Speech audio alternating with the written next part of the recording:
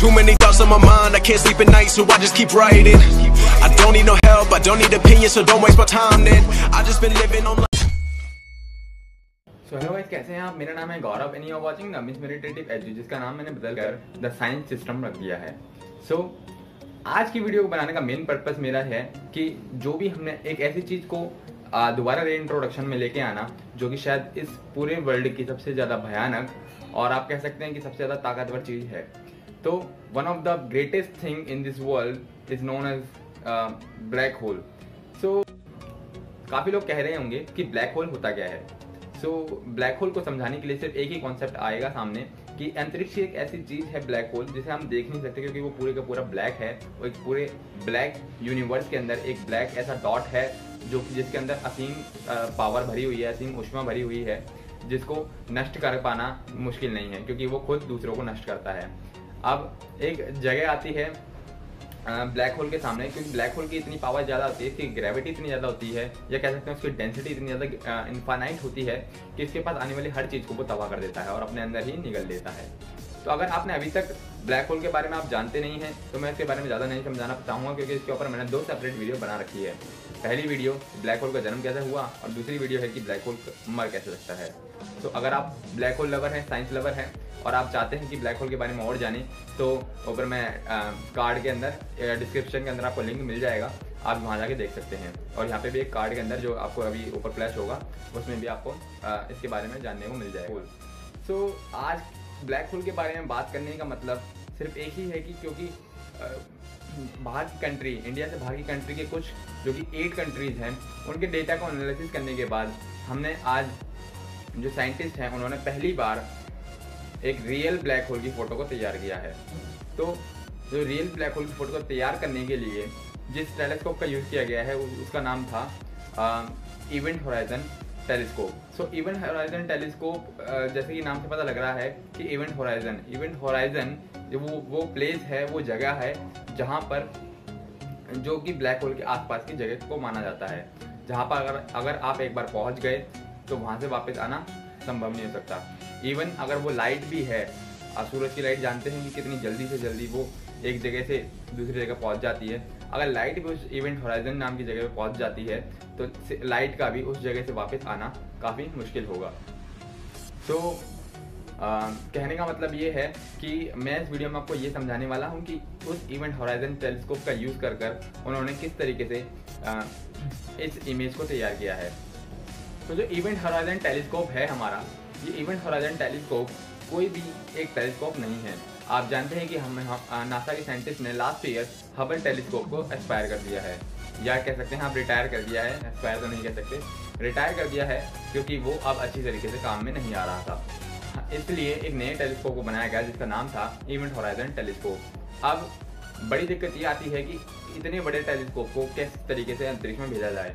तो ये बिल्कुल एक झूठ है कि एक इवेंट होराइजन नाम के टेलीस्कोप को बनाया गया है। हालांकि इवेंट होराइजन नाम का टेलीस्कोप नहीं बनाया गया, इसे बस 8 प्रकार की ऑब्जर्वेटरी यानी कि जो 8 प्रकार के टेलीस्कोप है अलग अलग कंट्रीज में, उनको बस मिला दिया गया है। जैसे कि मैं बताऊं किस तरीके से बनाया गया होगा।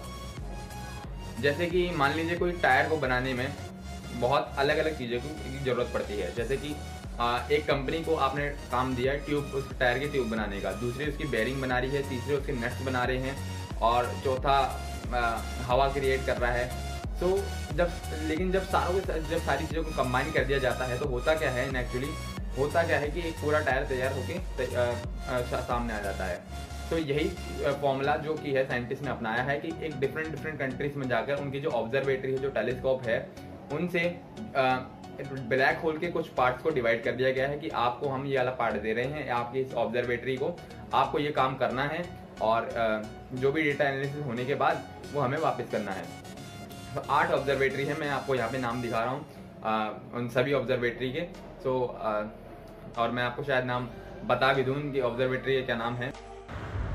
तो पहली ऑब्जर्वेटरी का नाम है अल्मा, यानी कि अटकामा लार्ज मिलीमीटर एरे, जो कि काइल नाम की कंट्री के अंदर मौजूद है।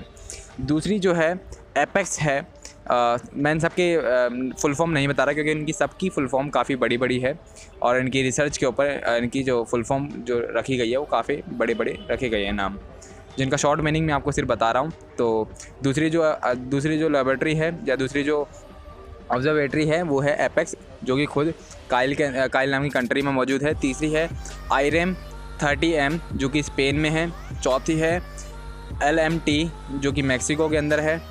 पांचवी ऑब्जर्वेटरी है SMT जो कि एरिज़ोना में है।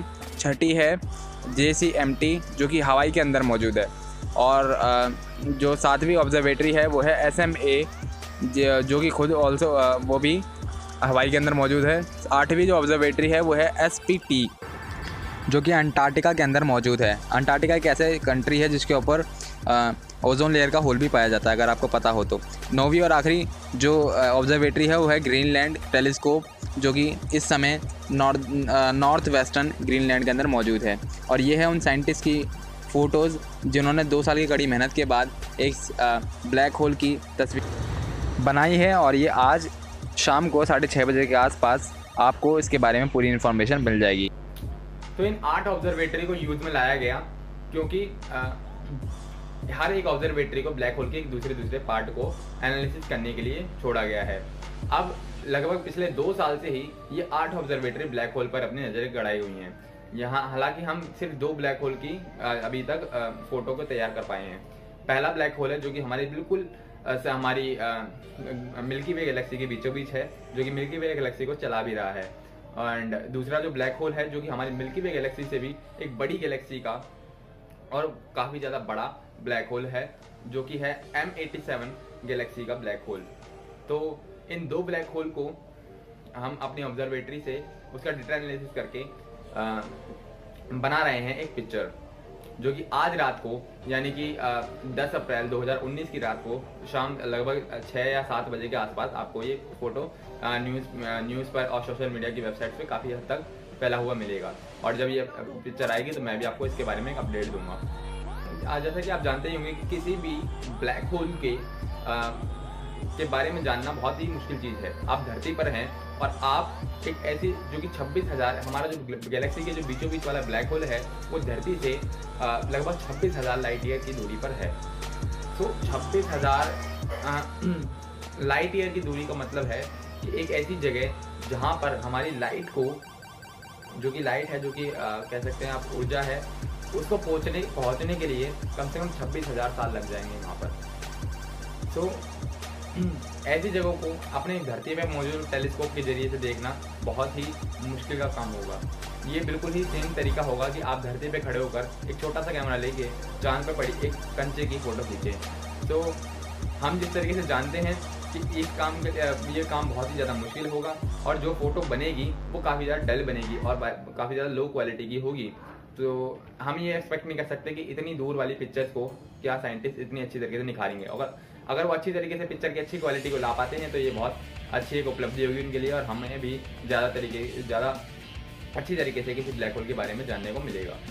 और अगर आपको लगता है कि आपको एक अच्छी इन्फॉर्मेशन मिली है आज इस वीडियो के अंदर तो और आप नए हैं इस चैनल पे तो कृपया करके इसके चैनल को सब्सक्राइब कर सकते हैं, क्योंकि मैं आने वाली वीडियोज़ में भी काफ़ी अच्छी तरीके से साइंस की वीडियो को ही समझाता हूँ।